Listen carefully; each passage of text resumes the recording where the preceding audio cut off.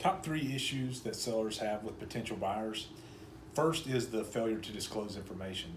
So the seller needs to keep in mind that once the buyer has signed a non-disclosure and they're actively pursuing the practice, that their practice is an open book. Anything they want to see, from financials to bank statements to the practice itself, really the seller should be accommodating to the buyer and let them see what they want to see during that due diligence process, period.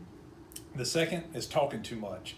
So when the two parties get together and we're pursuing a practice acquisition and we're looking to move to a closing date, generally the parties will start talking to each other without their advisor involved.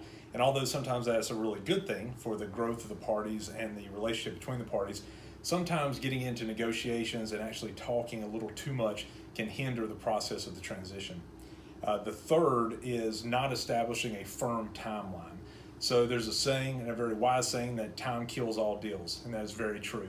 So without establishing a timeline up front of when things will happen, mainly a firm closing date that we're all working towards, things can start to drag. So one big point that we push with all of our clients is up front we want to establish that firm timeline of having a closing date that we're all working towards so that we can motivate all the advisors, the buyers, and the sellers to make that date.